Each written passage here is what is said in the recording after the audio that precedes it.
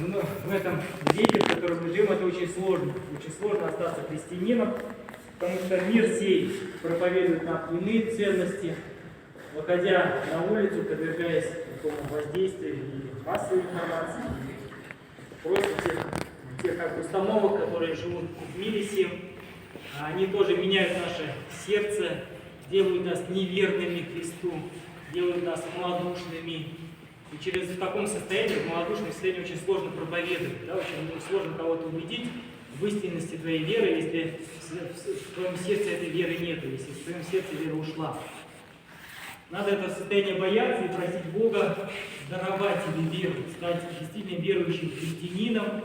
И это будет, наверное, всей жизни каждого из нас, потому что как-то владыка Феогноста спросили: владыка, вы верующий? Да. Он говорит, если бы, говорит, я был верующий, я бы горы переставлял. Я, говорит, очень хочу стать верующим. Вот это для нас, мне кажется, такой уровень, показатель и нашего смирения, которое должно быть в нашем сердце, и наша проповедь, чтобы она заключалась прежде всего в нашей жизни, чтобы мы проповедовали нашей жизнью христианской, или хотя бы подражающей, пытающейся быть таковой.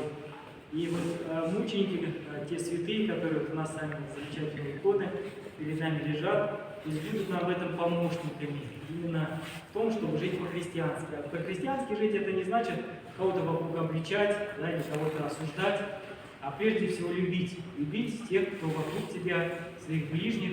И они, почувствуя эту любовь, почувствуя, что в христианах что-то есть, что это люди не века сего, а какие-то небожители, тогда они действительно захотят принять ту самую веру, которую мы с вами исповедуем.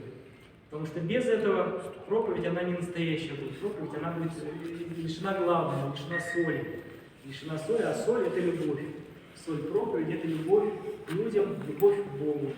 Поэтому будем возгревать эту любовь в нашем сердце через молитвы, через участие в святых таинствах, в Святой Церкви, не отступать от них, да, и регулярно причащаться святых Христовых тайн, регулярно приступать к исповеди, очищать свое сердце, быть верным Богу. И тогда Господь, видя нашу ревность, видя нашу любовь и нашим словам, которые мы обращаем к нашим ближним, даст какой-то успех, даст какое-то продолжение в их сердце, это отзовется какой-то любовью, каким-то продолжением их жизни. Спасибо, Господи. Да, и всем участникам молебна мы приготовили с Евгением подарок, книгу на татарском языке «История пророков».